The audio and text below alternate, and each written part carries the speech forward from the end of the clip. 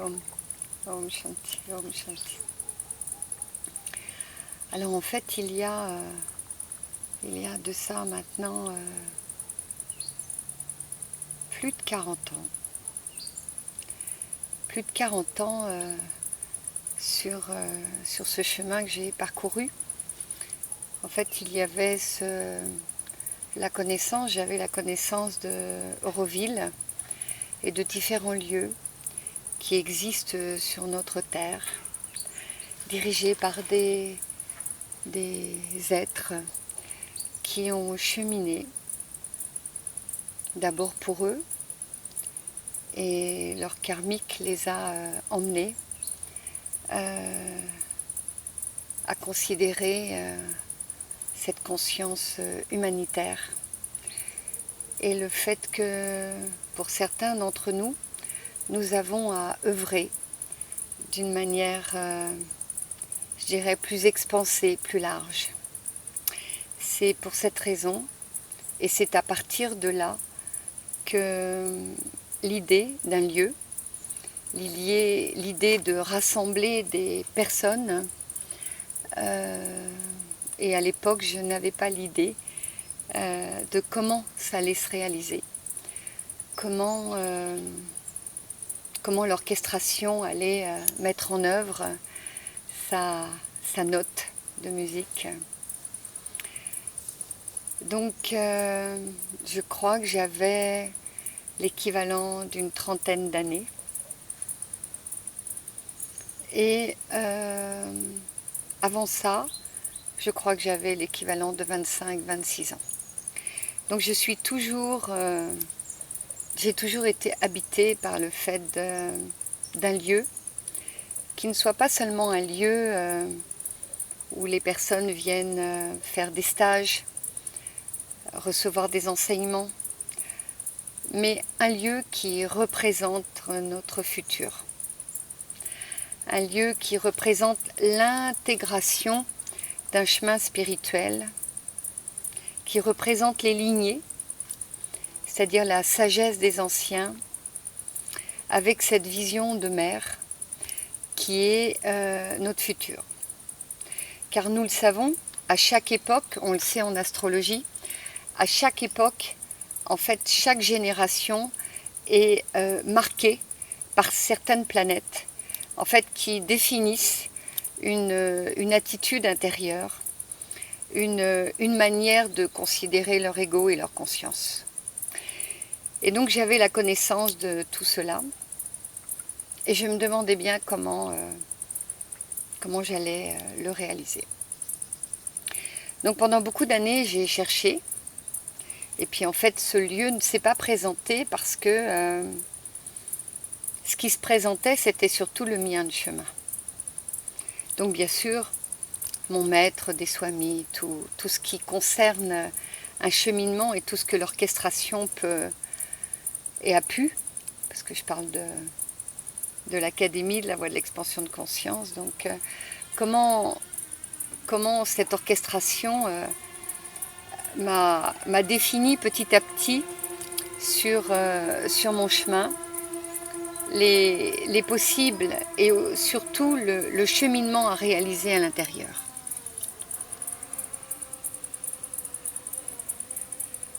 Donc durant beaucoup d'années,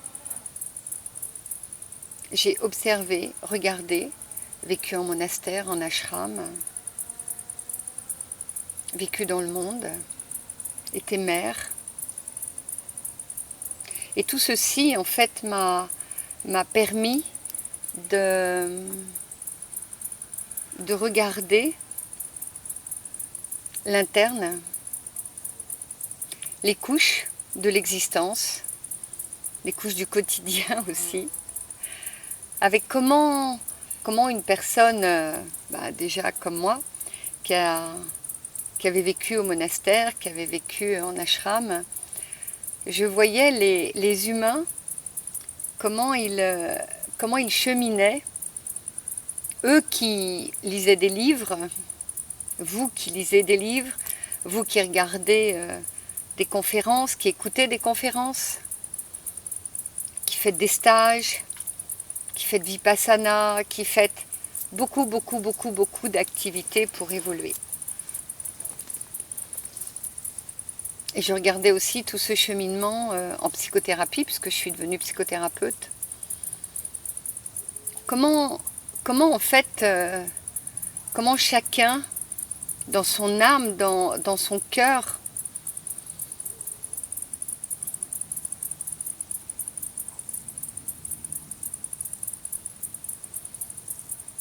mettait cette ardeur à évoluer, à avancer, à être.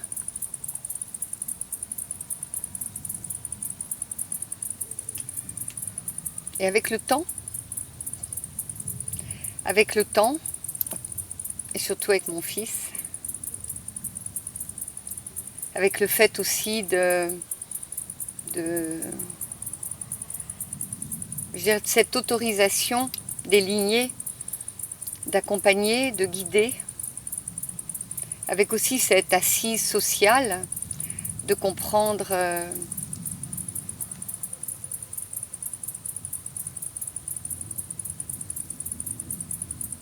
tout ce mouvement qui est à notre époque. Toute cette ardeur, tout ce croisement entre cette écologie, entre notre humanité, entre notre économie, entre notre politique, tout ceci, je ne peux pas l'ignorer. Et tout ceci, sur un chemin spirituel, n'est pas à être ignoré. Parce qu'en fait, à chaque fois que vous vous incarnez avec toutes ces données qui sont profanes, et ces données qui sont aussi le subtil. Alors comment croiser entre le subtil et le profane? Le subtil au niveau de votre être, je l'ai appris, et je voyais bien, et je vois toujours, mais à l'époque je voyais ô combien certaines personnes restaient à la périphérie de leur développement. Et c'est pour ça que je suis devenue psychothérapeute. J'avais besoin d'aller palper, d'aller toucher à l'interne cette structure et de comprendre ce qui s'était passé à l'ashram et surtout au monastère, et de voir comment j'avais acquis, moi, cet équilibre entre l'ego et la conscience.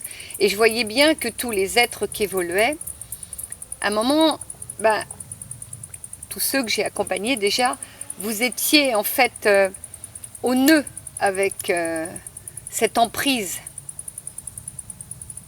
Pas de l'ego, parce que l'ego, il n'a pas d'emprise. Mais avec la méconnaissance du chemin à réaliser à l'interne. Et là, je réalisais toutes les couches, toutes les connaissances que j'avais acquises, tout le savoir, lié aussi à mes mémoires dites aujourd'hui dans l'Akasha. Parce qu'en fait, à l'époque où j'ai accompagné au niveau de l'Akasha, il y a 30 ans, on ne parlait pas de l'Akasha. Et quand j'accompagnais ces chéris, il y a 40 ans, on ne parlait pas de l'articulation en ego et conscience. Donc tout ceci, je le pratique depuis 40 ans. Et en fait, j'ai compris que la manière dont je pratiquais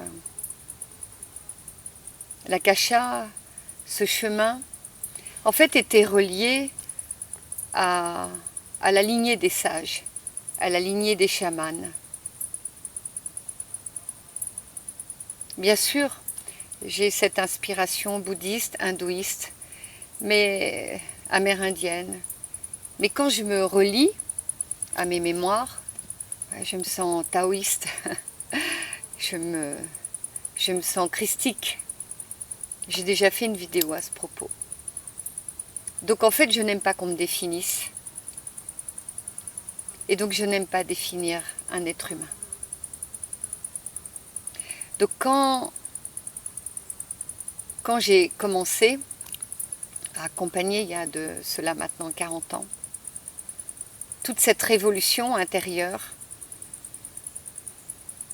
Parce qu'en fait, je me sentais révolutionnaire à l'intérieur de moi.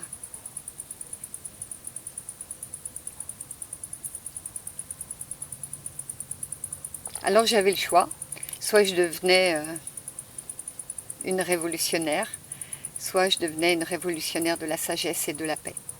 Et c'est ce que j'ai choisi de faire. Et mon maître m'a aidé, et tous les êtres qui m'ont accompagné m'ont aidé, accompagné.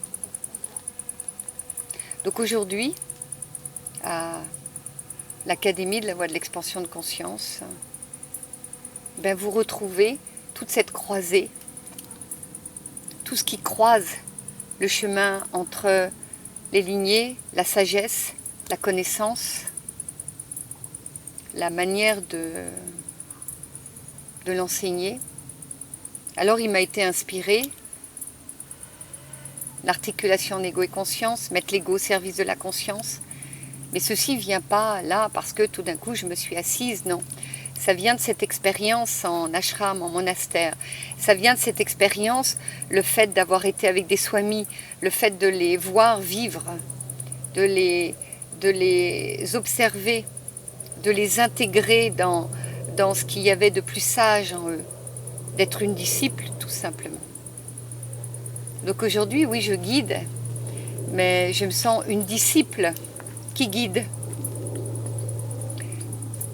C'est comme ça que je me vis. Après, il m'a été inspiré l'accompagnement pédagogique du processuel. Qu'est-ce que c'est ? Un terme qui peut être un peu ardu. En fait, sur le chemin spirituel, bien sûr, aujourd'hui, il est dit, il est écrit, tout est à l'intérieur de nous, tout est à l'intérieur de nous. Mais cette interrelation existe, c'est la base du chamanisme, c'est la base de tout l'aspect animiste, que vous alliez vers les bouddhistes, les celtiques, les christiques. Il est hors de question de quitter cette interrelation. Donc chacun a le choix, et vous avez le choix, nous avons tous le choix.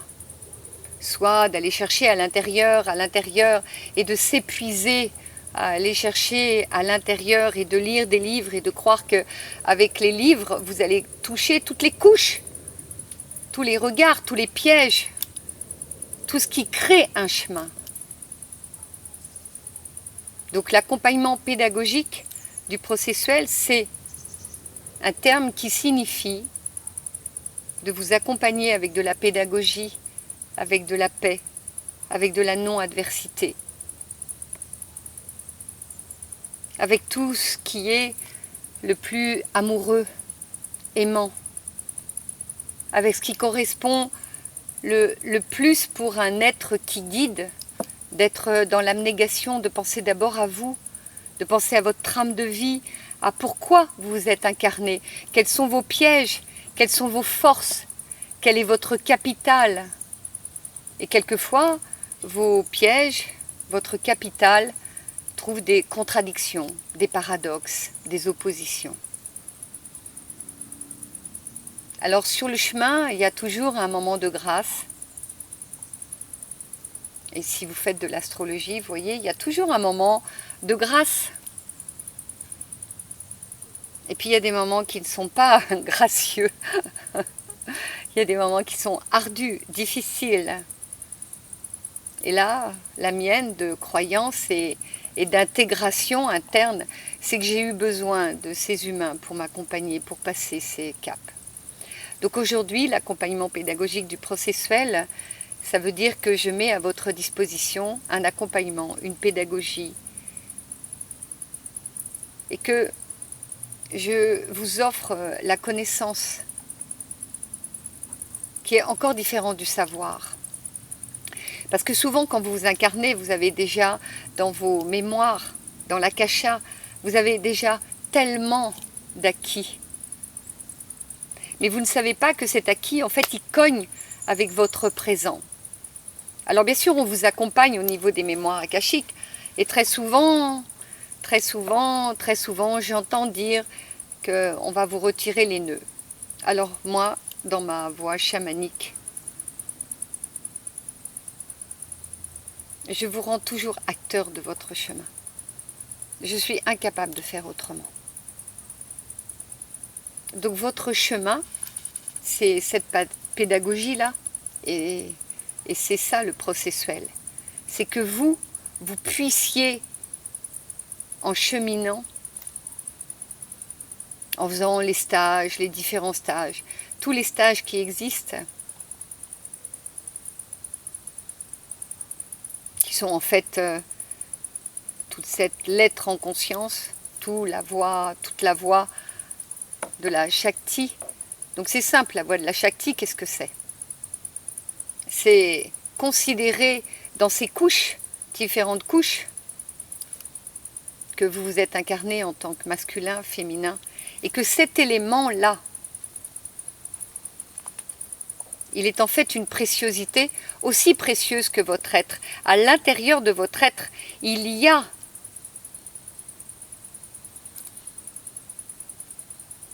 une huître, vous l'ouvrez, et à l'intérieur de l'huître, il y a une perle, et cette perle, c'est la définition, pas seulement de qui vous êtes, le je suis, parce que ça c'est court, c'est une première couche, et souvent vous vous arrêtez à je suis, mon être, mon être, mon être, mais c'est qu'une première couche.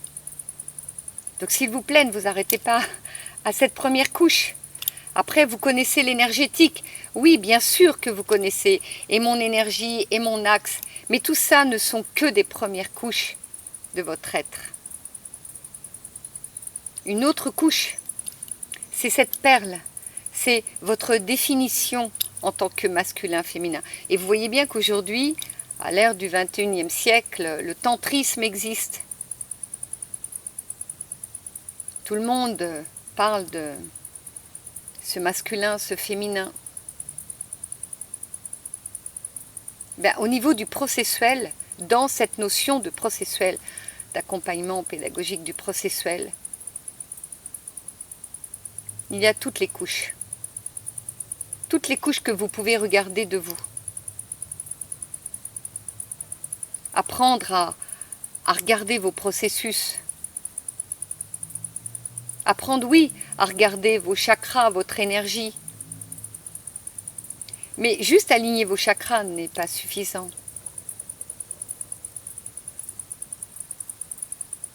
Parce que la Terre a des chakras. Les terres vous mettent en contact avec les chakras. De respirer, de refuser l'autre, la guerre. Toute cette interrelation est au niveau du processuel. Donc aller sur la route du processuel, ça signifie une connaissance fine de ce qu'est le macrocosme et le microcosme. Voilà ce que ça signifie. Donc l'Académie de la Voie de l'Expansion de Conscience existe pour toutes ces raisons. Et mon attention, elle est portée sur chacun de vous. Et quand vous arrivez, quand vous venez me voir,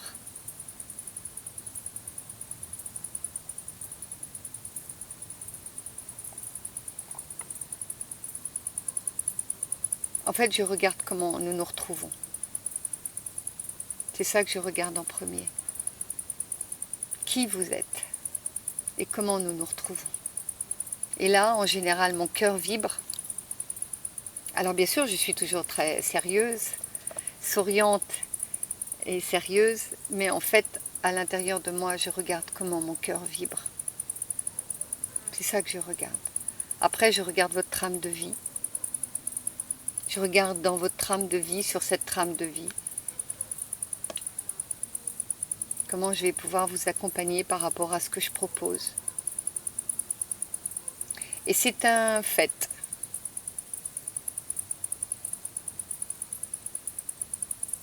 Que parfois, la manière dont j'anime est divers, variée. dans toutes les palettes qui existent. Et l'académie fonctionne de cette manière-là. Nous pouvons tout autant danser, utiliser l'esprit de l'eau, et nous pouvons tout d'un coup être dans cette connaissance la plus ésotérique, la plus alchimique. Nous pouvons très bien aller voir les arbres.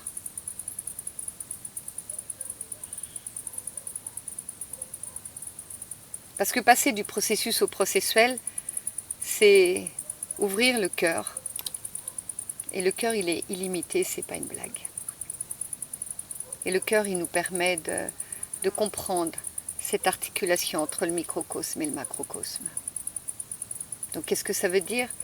Ça veut dire entre le profane et le sacré. Ça veut dire entre le social et entre tout ce qui représente notre cosmique. Entre le savoir et la connaissance la plus subtile, qui est ce qu'on nomme votre intuition. Votre intuition, en fait, c'est votre branchement à l'éther. Vous voyez? Voilà. Une fois qu'on le sait, on devient moins vaniteux, orgueilleux de notre savoir. Voilà. Donc, l'académie aujourd'hui est un lieu dans le Tarn. Ici, nous avons 100 hectares. Nous vivons un collectif en conscience. Donc je partage tout ce que je suis en train de vous partager. Et je le partage avec des êtres qui ont expérimenté depuis 30 ans, 40 ans, 25 ans, 15 ans. Je crois qu'il y a 60 personnes et plus de 40 ans d'accompagnement. Des êtres qui se sont transformés, qui ont trouvé leur voie et qui aujourd'hui, je pourrais dire, sont sur la voie de la sagesse. Ce sont des guerriers de sagesse. Ils sont à l'intérieur d'eux dans la révolution en paix. Donc je partage ce lieu avec des êtres qui incarnent tout ce que je suis en train de partager.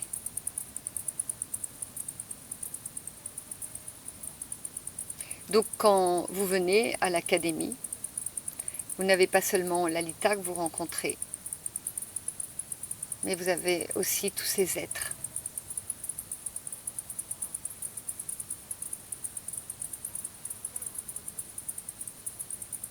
Donc c'est un cœur qui bat. Et ce cœur qui bat, au-delà d'un égotisme, car nous partageons cette vision de tout ce que je viens de vous partager. Ce sont des êtres qui sont assis sur leur mémoire de l'akasha. Nous fonctionnons entre nous. Nous regardons l'ego, la conscience. Nous regardons la matière. Comment mettre cette matière au service de la spiritualité, au service de notre humanité. Et bien sûr, tous ces êtres que j'ai accompagnés. Quand je dis 60, parce que il y a toujours un groupe de 60 personnes. Puis il y a des personnes qui restent et puis des personnes qui partent. Elles partent sur leur chemin. Elles ne partent pas en vérité. Parce que nous sommes toujours dans cette interrelation. Voilà. Voilà ce que je peux dire de l'académie. Donc bienvenue. Bienvenue si vous souhaitez trouver votre assise. L'assise, bien sûr, en bas, mais l'assise aussi au niveau de ce plexus, l'assise au niveau de votre cœur. Et puis l'assise, bien évidemment, de tout ce qui représente dans ce triangle nos bras ouverts. Parce qu'on oublie souvent de vous dire qu'à partir du cœur, il est nécessaire d'ouvrir les bras. C'est bien agréable de joindre les mains. Mais si vous voulez passer le cap du cœur et monter en vibration, il y a un jour où, au niveau du cœur, vous devez ouvrir vos bras. Et vous devez aussi explorer la partie la plus délicate, c'est-à-dire toute cette rencontre de ce qu'on appelle l'ombre et la lumière. Alors, Est-ce que c'est l'ombre? Est-ce que c'est la lumière?